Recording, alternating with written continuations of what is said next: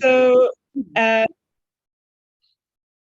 so this meeting's being recorded. And so, Patricia, thank you so much for taking the time to share your work with us. We're incredibly excited and honored to have you with us tonight. And the Wheelbarrow cannot wait, the entire community cannot wait to hear your work.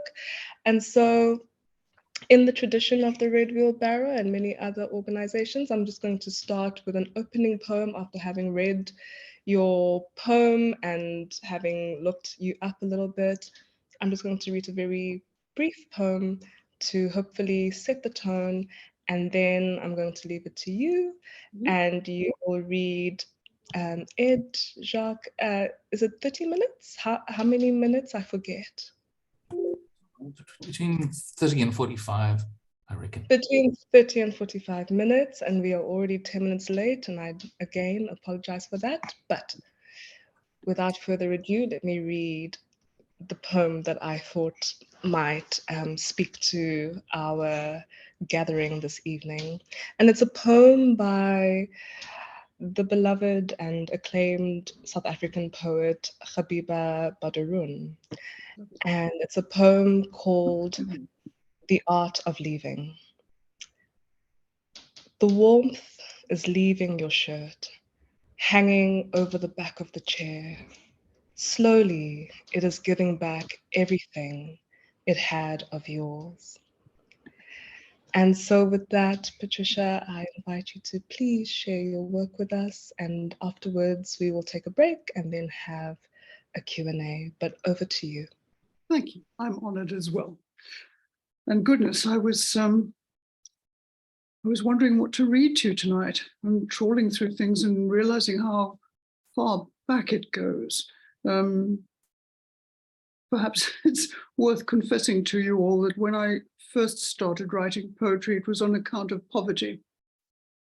No, nobody ever gets very rich by writing poems, but I suffered from extremely stingy parents and very little pocket money, and discovered that on Saturday mornings in Cape Town, the Cape Times offered 10 old shillings for a published poem in the magazine section of the paper.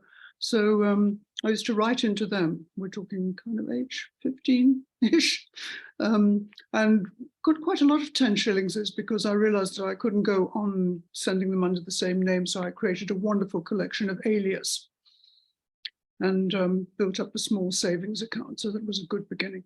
The poems, fortunately, have all been lost. None of them were worth remembering, but I'm interested in things that go far back. And so I thought I would start with a poem that goes a long way back. And it's called Lucy.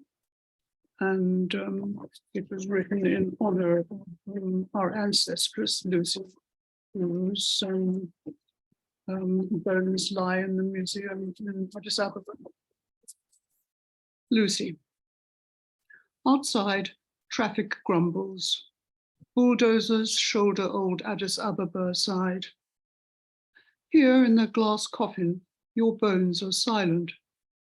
What is there to say? It's 3 million years since that sultry dusk when mothers and their young, frolicking on the bank, screamed like frantic birds as the swamp sucked you in. Time unpicked you, slowly, winnowing flesh from bone while the silt pressed down. Line by line, your story forgot itself in schist and shale, and your clan unknew its name. We resurrected you from the weathered hill, held you up, avid to make you the first chapter of a new Genesis. We gathered your fragments and danced for joy under a diamond sky. We stand in line to see you now, stripped of your life out on the grassy plain. What is there to say? Australopithecus afarensis, Madonna of the Stones, tiny relic, maybe mother. Forgive us our sacrilege. Pray for us all.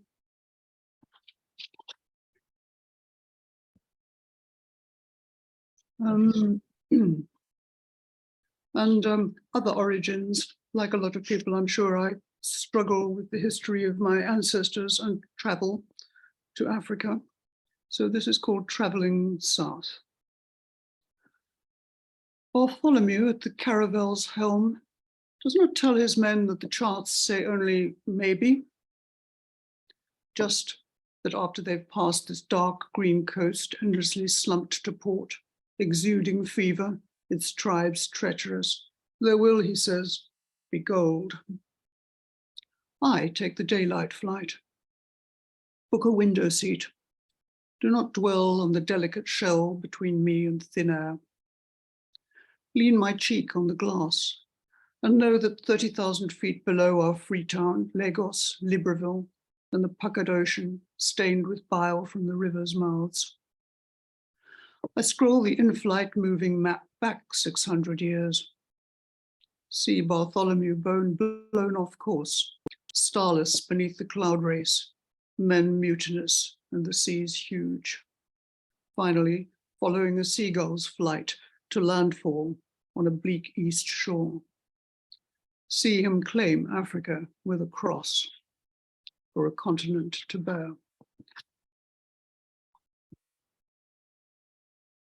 And then still traveling in Africa. There's a lot of traveling backwards and forwards. Masenko. Inside, we could be in that fuggy bar in Lalibela the night the power failed. Iyasu playing Masenko. Demiku dancing with that dizzy jiggle of breasts and shoulders under her white dress. Simplest of bowed lutes, the Masenko's a goatskin diamond pinned to a wooden frame strung with horsehair, its voice a vibrant wail coaxed by the deep curved bow. In Finsbury Park, the wailing is the same, and the incense from the coffee brazier and the cheers as the Asmari slanderously serenades his victims in the crowd. But hair and goatskin, taught in the rift's heat, slacken in northern damp, must raise new notes to drown the splash of traffic in the Seven Sisters Road.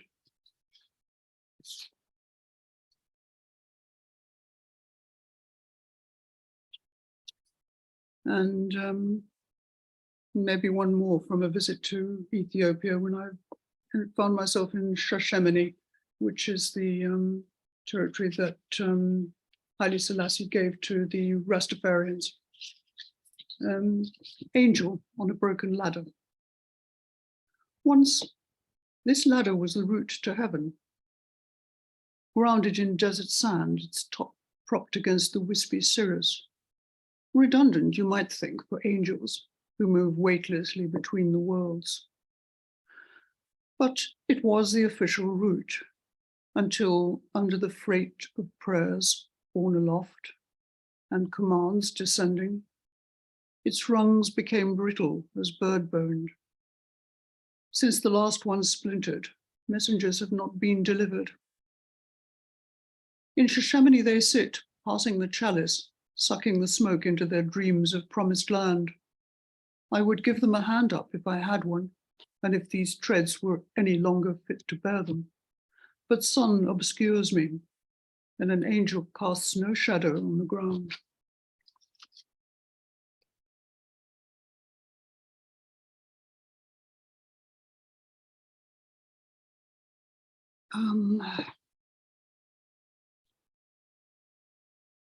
Here's one I struggled over quite a lot in last week's because it's fairly new and it comes from my time in the Seedberg on a hike to look at the rock paintings, which was a profoundly moving thing to do. And it's called Between Worlds. I was very unsure how to capture it. Let's look. Between Worlds. This climb is breath-catching. Rocks are rattled by ancient ice, their clenched knuckles raised against the sky. Terracotta, ochre, chrome. Up here, sun sears the vision. The whole cliff face jitters in the heat. But deep beneath the overhang, eyes adjust to shadow and shadow's kingdom. Look, You made the climb for this.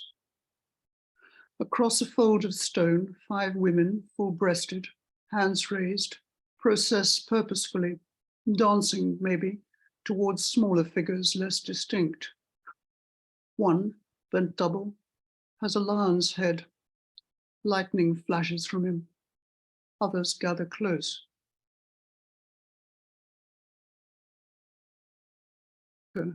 Chrome, hematite and blood.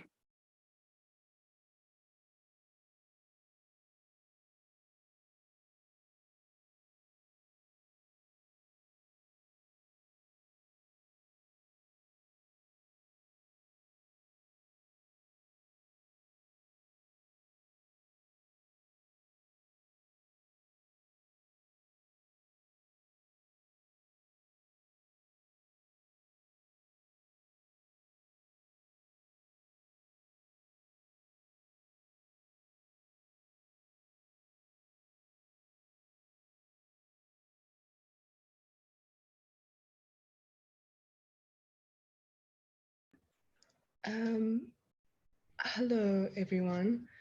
Just wanting to check, have we all frozen or is it just me?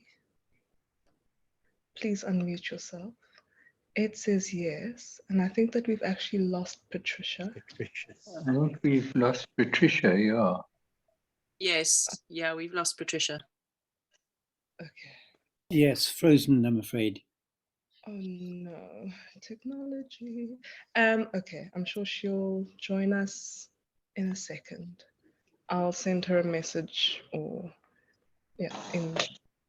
please hold on.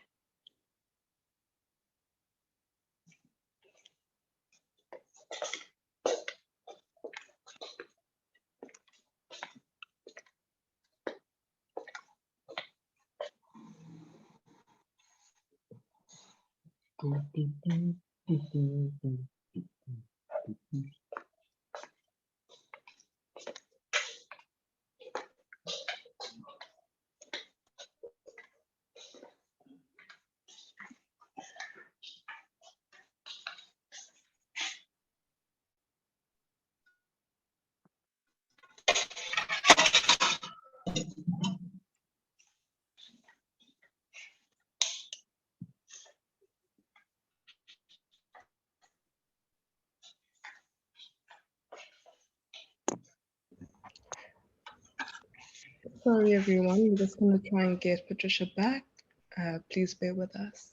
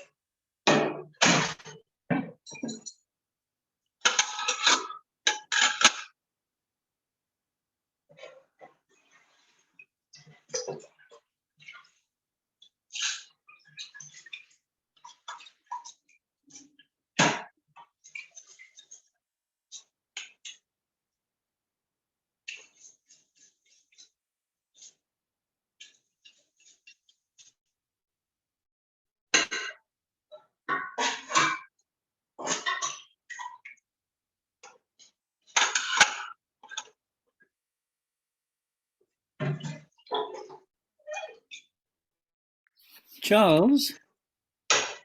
Charles, Yeah, could you mute yourself, please? Could you mute, please?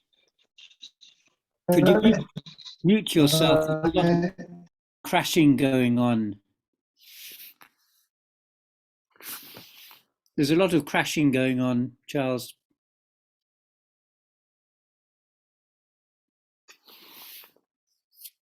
Thanks.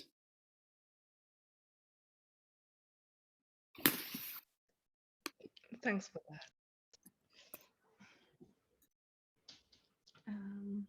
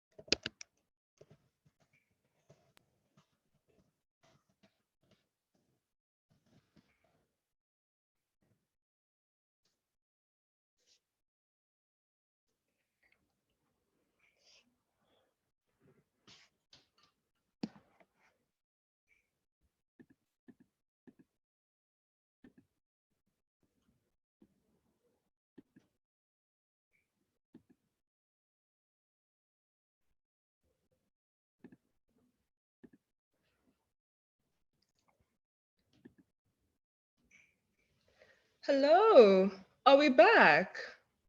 I'm so Patricia, you're on mute. It seems like whatever gremlins have been terrorizing me are now terrorizing you. I'm so sorry. But please feel free to either begin the poem again or Yeah, wherever you I feel. think that might be best if that's okay with you. I'm so sorry. Not at Technology, all.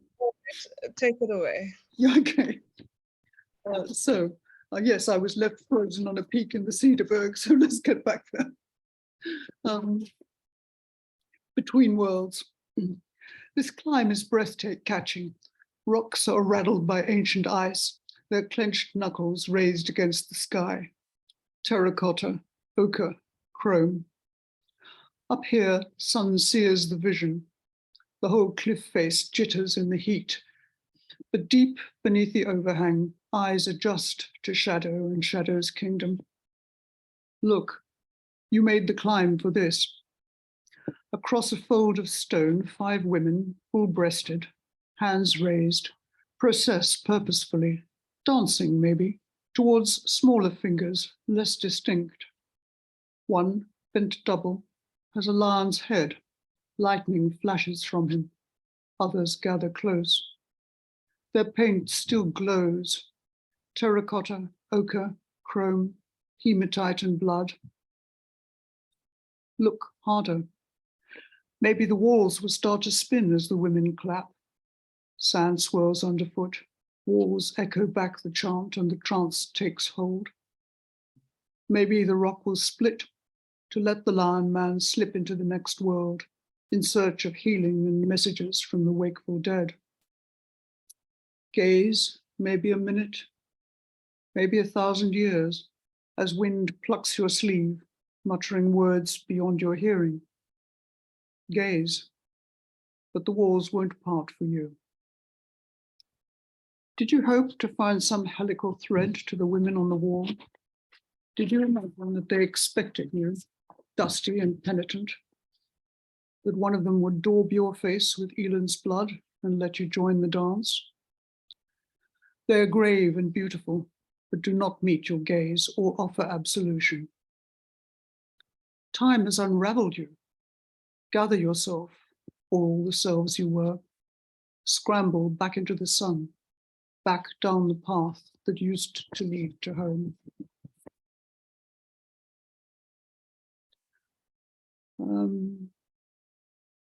And then maybe some other lost words. I was having an email conversation with Ed about a trip that I made to the Haida Gwaii archipelago off the coast of British Columbia, where the Haida people have fought a long battle as First Nation inhabitants to get their lands back, and in the course of that try to recover their language, which was virtually extinguished by disease and children being sent to school on the mainland, etc. So I was fascinated to know where words go when nobody is left to speak them. 80 words. Follow the watchman. He's walking the old trail past the totems where the dead chiefs in their bentwood boxes dissolve into tree, into moss, into rain. Once, says the watchman, there were 80 words for walking, 60 words for wave. But now the cedar roof beams have fallen and the words have wisped to air.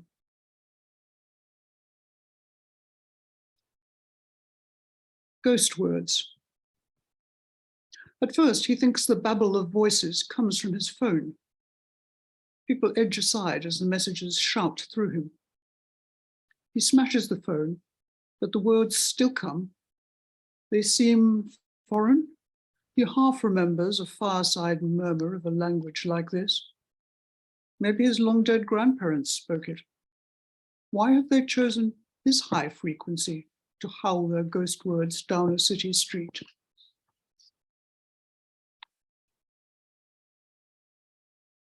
And just one more from Haida Gwaii. When I went to a ceremony on the second anniversary of somebody's death, relations gather and prepare a fire and make the deceased's favorite food, and the smoke goes up to them. And I was invited to come and add some people I wanted to remember. Skangwai. On a slim curve of grass, the totems still keep watch between the forest and the sea. Here, things are fluid, change their shape like mist wisping through the cedars. No one wonders that matter and spirit exchange this way. The carved sea wolf on the weathered pole is half wolf, half orca, pulling on its attributes as it slips on its skin. Wasco, the wild one, slicing the dark waters, prowling the forest trails. No one wonders that the mass grave of smallpox victims is now a dimple in the springy moss as Earth reclaims them.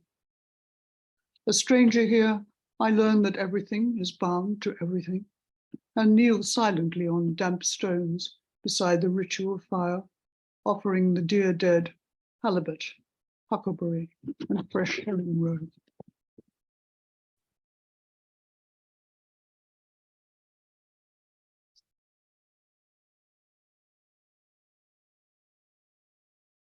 And I thought that was a flippant one about words. Finding the words. My mother could ill afford them, those lessons in elocution that she bought to keep me safe from vernacular pollution. They went along with cake forks and napkin rings and 8 different kinds of petit four and the doily on the plate. So it was hard for mother to know what words would do when I was bent on marrying a Lithuanian Jew. But she heroically swallowed the words she might have said and hand-embroidered pillowcases for our double bed.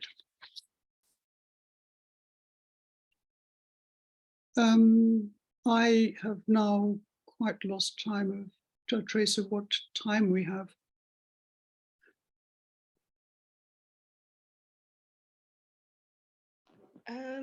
Polly, I think we still have another 12 minutes. So Good.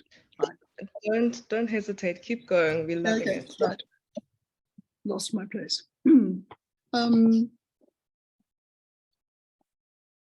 So I'm switching to some poems which are slantwise about love. Cartozakros again. Cartozakros is a Minoan site on the island of Crete. I found the place we stood that day. Below, the Aegean still unraveled its skeins of blue around the rocks. Above, an eagle, lifted from the crags, fate's familiar ambassador. Under the brazen sun, yes, yes, yes, the cicadas sang. The olive grove danced as we echoed them, yes, yes, and always yes. Outshone by the ferocious light, the Minoan ghosts wanly smiled. Oh yes, us too, never dreaming of fire, ash, and the murderous wave.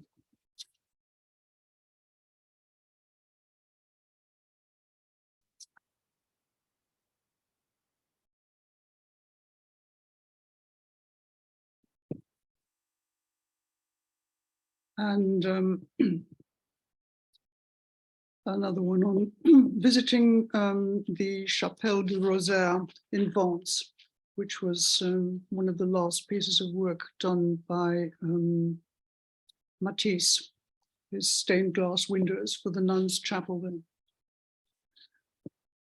Standing outside in the battering sun, we wore our skepticism like a heat shield. Remember how you said you shared Picasso's view? Why use that last savage flare of genius on a chapel?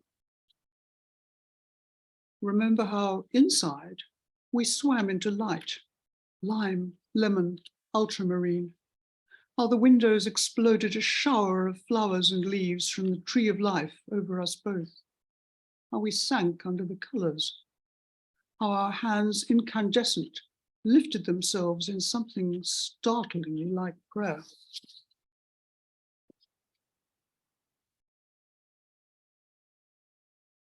And just quickly, two fond poems for my father. First one's called Space Talk, and I suppose I hate footnotes. I never know what to do with them, but maybe it helps to know it. It's about Osiris Rex, and Osiris Rex was a security regolith explorer launched in September 2016 to collect samples expected to shed light on the early solar system and the origins of life. Space Talk. Tonight, I need to tell you, Dad, about Osiris Rex. You didn't live to see it launch across 30 million miles of space to visit near-Earth object Bennu, a rubble-piled asteroid with an orbit much like Earth's.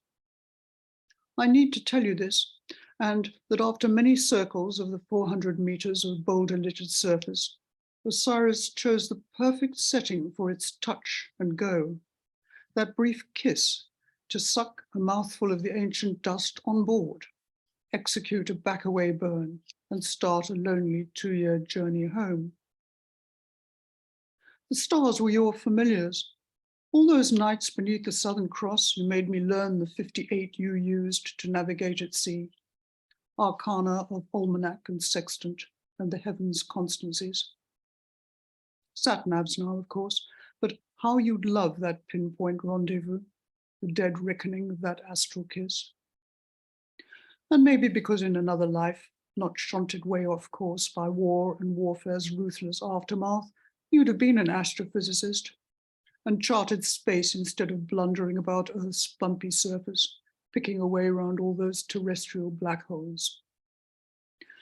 Disembodied, I know you won't receive my updates with the latest NASA news, but I'll keep firing off these bulletins, my lasting link with you amongst the stars.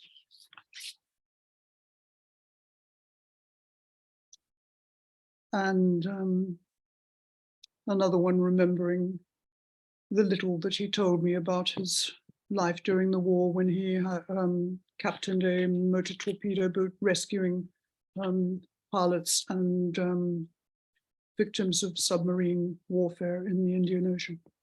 It's called Search and Rescue. I know the drowned came back to him, nudging like sharks through his dreams. He told me the girls were the worst. The submarine moves to its next kill, and I watch my father hauling them in their clinging Navy surge out of the mess of char and oil, over the rail of his MTB onto the lurching deck, composing them tenderly as the sea pours out of them and the wind shifts their hair. They stayed with him more than those he found and put ashore living, though seared by salt and the after images of great whites busy about the dead.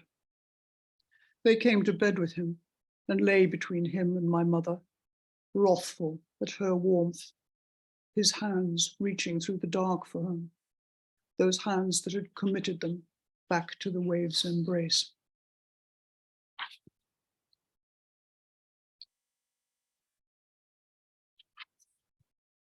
And then I thought I'd just read one, which I think I might have read Wheelbarrow before, but it's a love poem from me to my copy machine.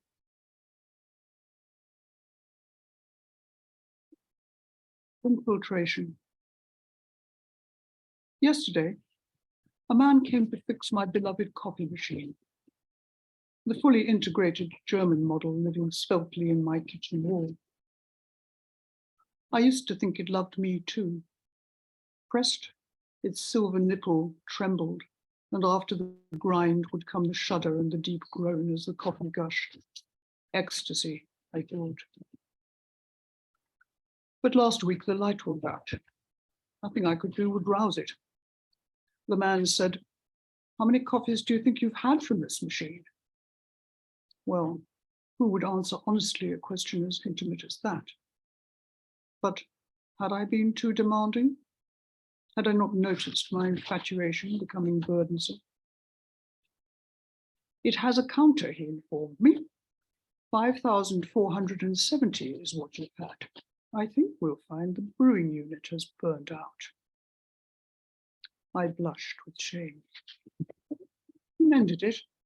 Coffee flows again. Something, though, is past mending. We live today as watchful strangers.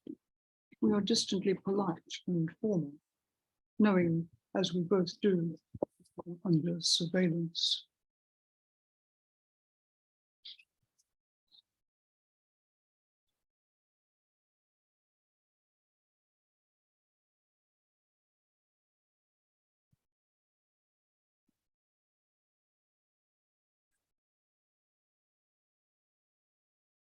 One more?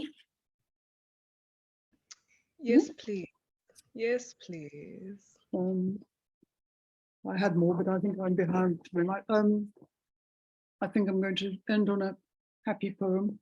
I've got quite a lot of creaturely ones. This is one of my creaturely ones, and it's called Dolphin Day. Surfers call this hour the dawn patrol. Sunrise coming, but not quite here. Corduroy swells today, straight ruled, lazily rising in the half light till their crests spill white in the easy offshore breeze. This one's a glassy tunnel, a left-hand break. Powering to catch it, there's that old thrill of threefold force from its fetch far out at sea. Suddenly, alongside, fellow travelers, silvering the translucent jade, slaloming down the folding face, nonchalantly riding its thrust and curve.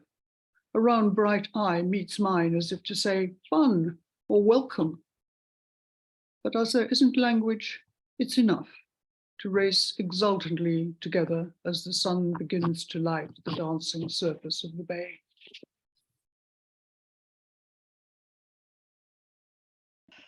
Oh, Patricia, thank you so much for that lovely reading. Pleasure.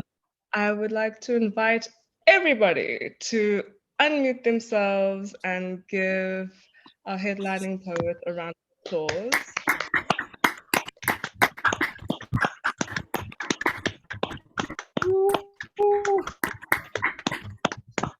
Beautiful.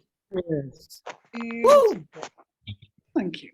So, thank you so very much for sharing your work with us. I had never heard your work. I hadn't read it except for now with the Wheelbarrow and hearing a broad spectrum of the work that you write.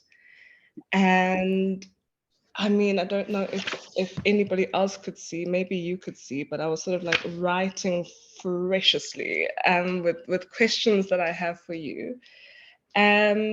But before I bombard you with all my stuff, I'd like to just open up the section of this evening for the Q&A. And so if you find your reaction, oh, by the way, Wheelbarrow, do we end here or do we continue until we go to the open mic? Ah, okay. My colleague says we continue recording.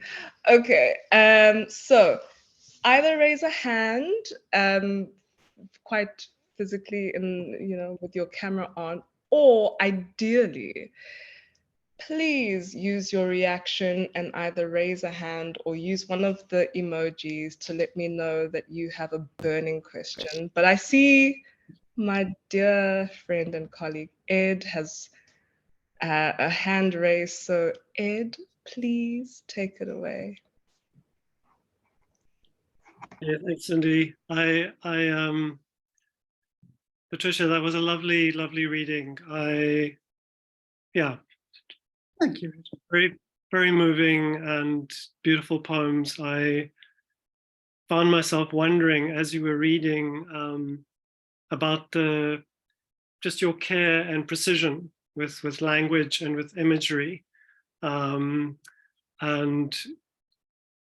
do you think that having a legal background has in some way fed into that? Is this a question you might have seen coming? Sorry, I wondered about that care and that precision, and what the relationship might be. No, I think that's a very good question, Ed, and the answer is, in brief, yes, I'm sure it has. It makes me very particular about the weight and value of a word. But no, it's different as well, because words in a legal context are a bit like butterflies pinned to a board, you know. They're fixed and they can't move and shift because they carry a meaning.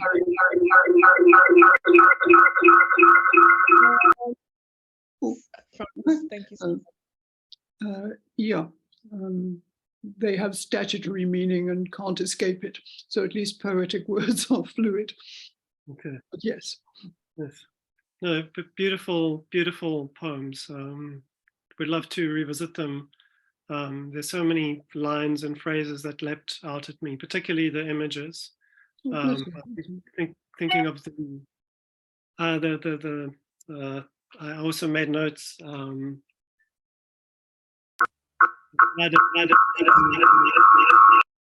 Its rungs become brittle as bird bones, but there are any number of other images like that which are just very striking, stunning. Thank you so much. Thank you. Wonderful. Thank you so much, Ed. I think I saw somebody else's hand up, but I no longer see that person. Perhaps, Jacques. And then Mark and Rosie. Jacques first, Mark and Rosie afterwards. Thank you so much. Patricia, I don't know if you can hear me. Yes, I can, John. Oh, good. So that was such a lovely reading. I was very moved by all those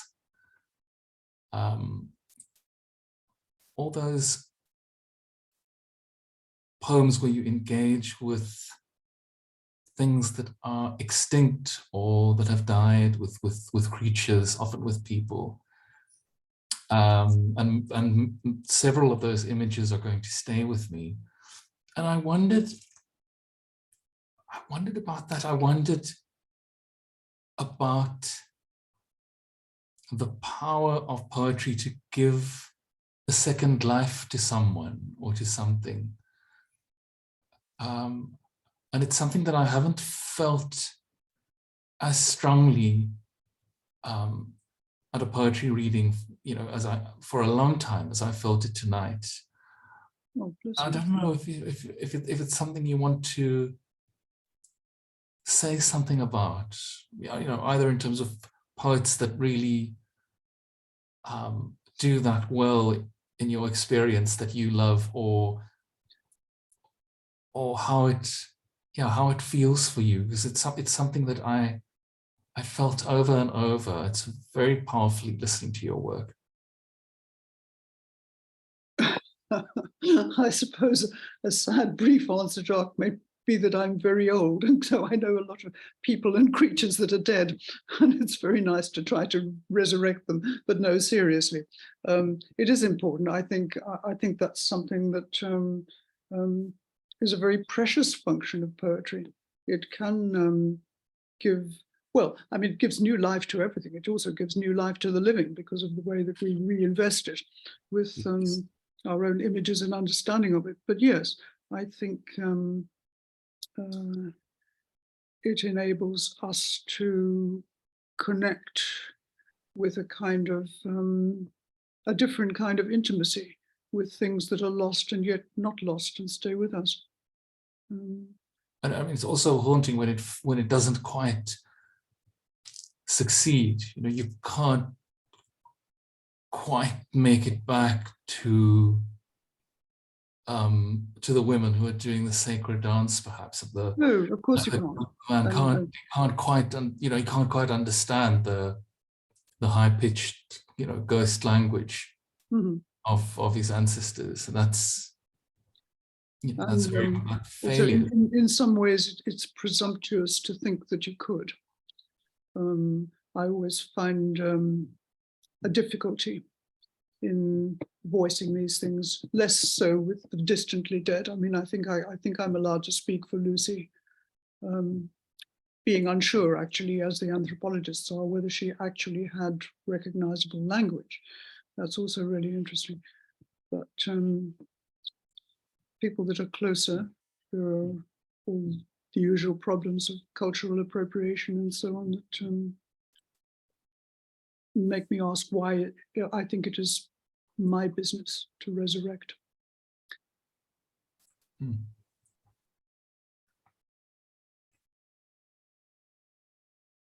I don't know if that answers it at all. Yes, yes, thank you. Lovely. Thank you for your lovely questions. Mark, I see your hand. Go for it, please. Thank you very much. Pat, I was wondering, you mentioned in your sort of introduction that your work with ModPo, which I know you've been working with the University of Pennsylvania Modern and Contemporary Poetry course. Do you think that has had an effect on your writing?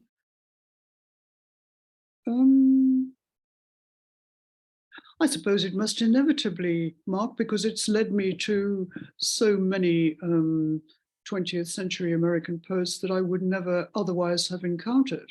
There's been a huge richness. And yes, I think traversing modernism and through all the movements that followed it, you have to absorb it. Perhaps you could tell me, do you think it has? You've known my writing over 10 years, maybe? Is it? Well, I think you've got a terrific suppleness in your writing, and it is both very elegant, but there's no kind of sticking out of form.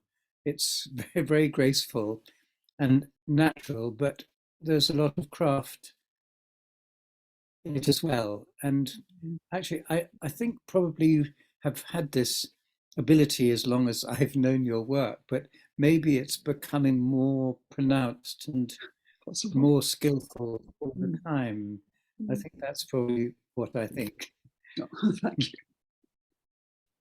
But, you know, and I have flirted with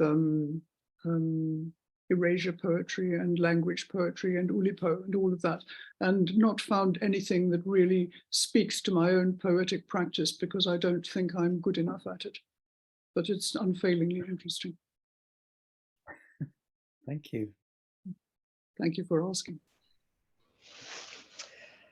Lovely. We've still got lots of time, friends. Are there any questions? And maybe you're struggling to find the reaction. Charles, there you go. Take it away.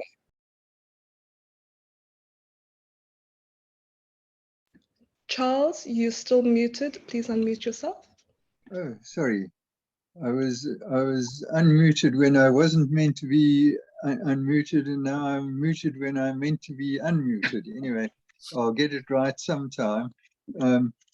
That was an absolutely wonderful reading. I enjoyed it immensely.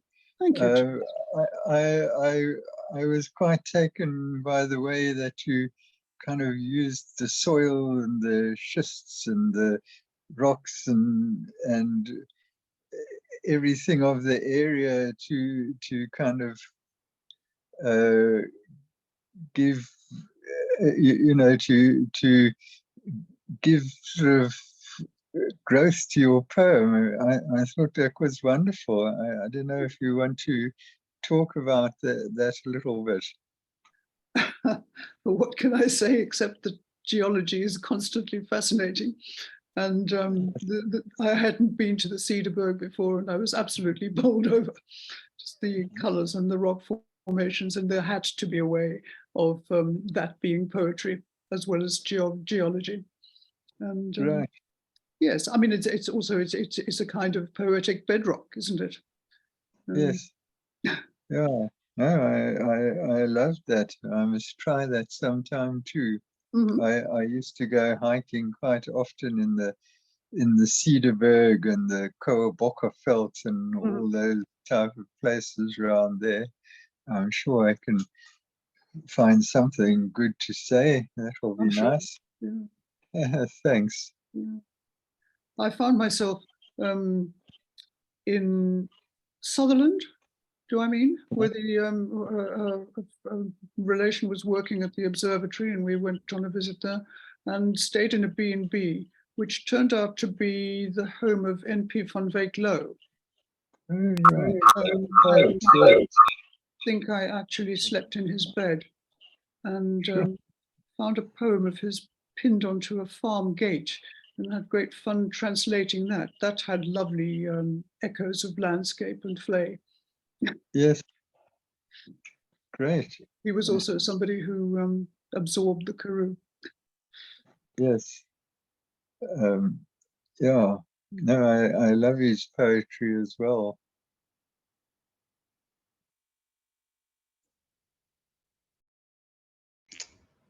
Lovely. Is there anybody else that wants to join in? If you can't find the hand, but just unmute yourself and jump in. Why not? Come on. Or wave.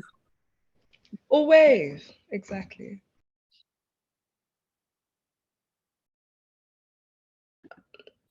Well, all right. Well, maybe some of us are finding a way to put our thoughts into sentences. And I mean, I have about 6 questions for you, but we don't have time for that. So maybe I'll just ask you the most, the last sort of layered question that I scribbled down. And please forgive me, I think I'm very excessive when my mind is running and when the poetry is good, but I try and keep it tight. But when I was listening to your work, to me, in my experience, I was really interested in the ecological or the geological aspects of your writing. It's deep tenderness and respect, and even awe of the natural environment. And also, I was interested in how your there was this respect for ecology and the natural environment, but there was also this sort of spiritual connection with the world and nature. And so I was interested in how your work, the poems that you read, some of them sort of oscillated or were in conversation between Earth and what we are accustomed to in terms of the geology of our space, as well as the beyond, or what some might call the celestial. So I kind of wanted to know, for you, because I read your bio and you're a lawyer, but I'm sure you have multiple interests. Would you just talk about this interest that your work has in the earthly and the celestial? Goodness.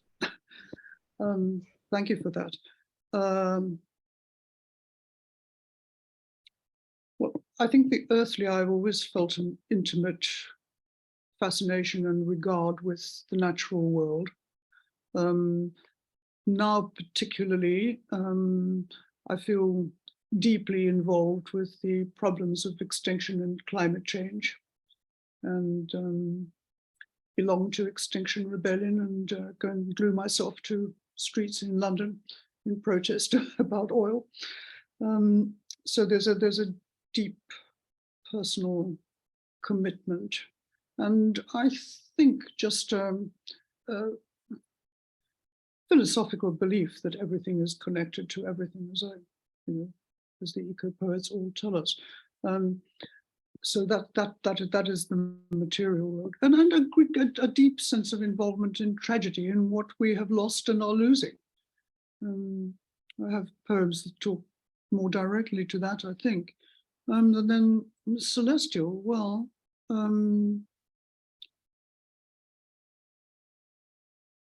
I think it's just a sense of the presence of the numinous, the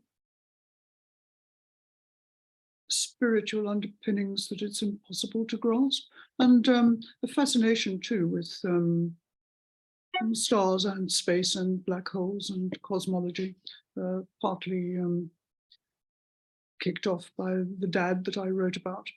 And I have quite a lot of poems about outer space, but my poetic mentors get cross with those and say, you're being too clever, you're showing off. What do you mean?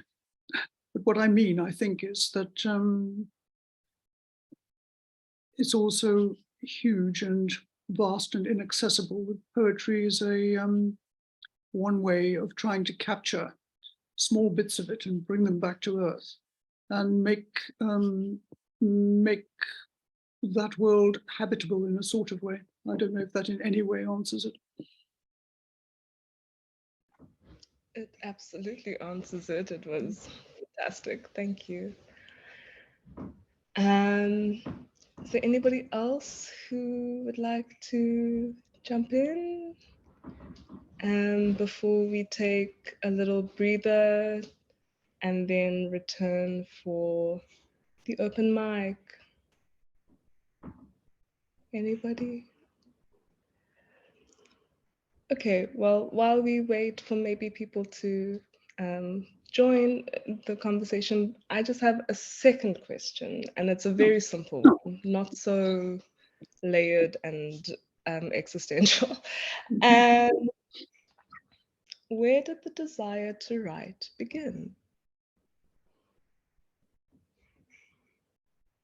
Where did it, or where does it?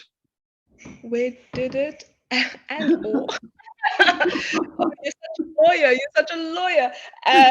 Sorry.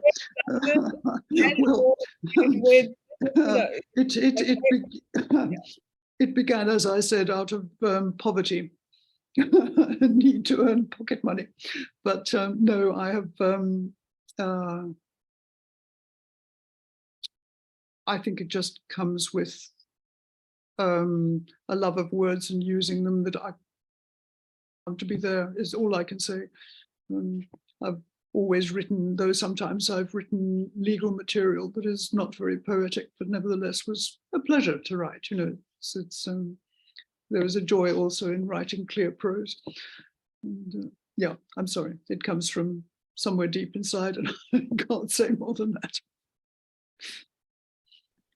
Lovely. Thank you. Is there anybody else? Oh, Georgia Horton asks, where can I find more of your poems, Patricia?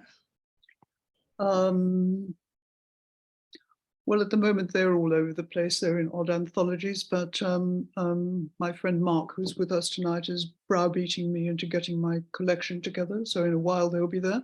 Meanwhile, I could start a blog and send you a link to it, and put the ones that I read tonight up there, if that would amuse.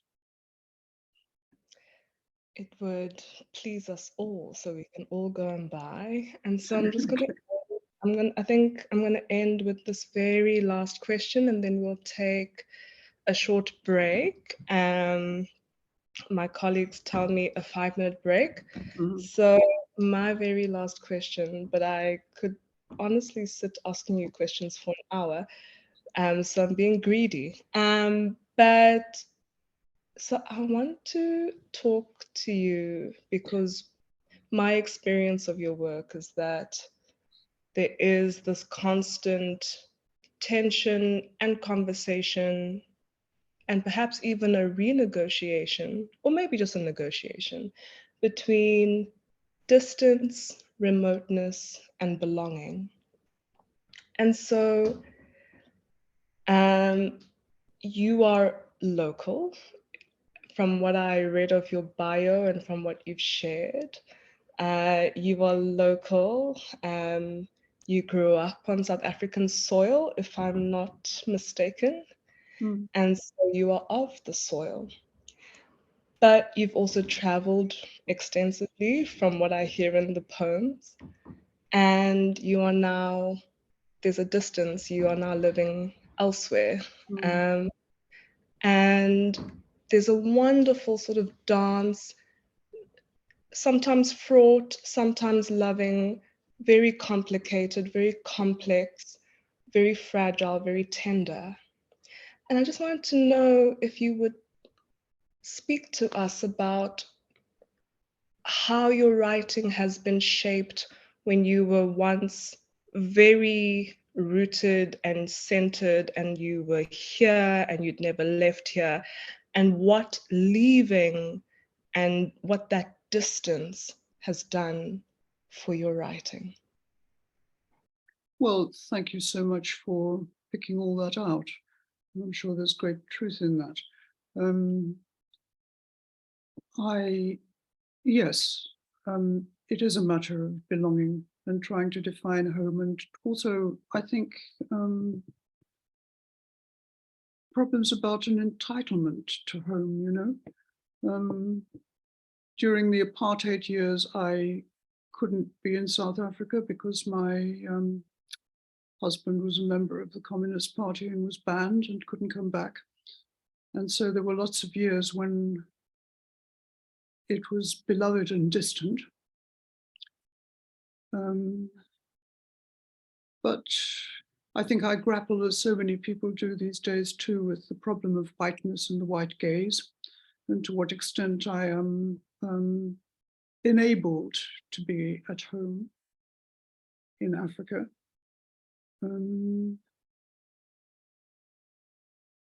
I feel in many ways very at home where I live now in England as well, where it's beautiful and comfortable, and particularly in times of connectedness that we have now, which means that you are never quite as far away as you used to be, when distance was mediated by those fold up blue letters with the sticky bits around the edges. That's the only way of being in places. But yes, I mean, all those things are milling around outside the poems and in them, trying indeed to find answers about both belonging and entitlement to belong.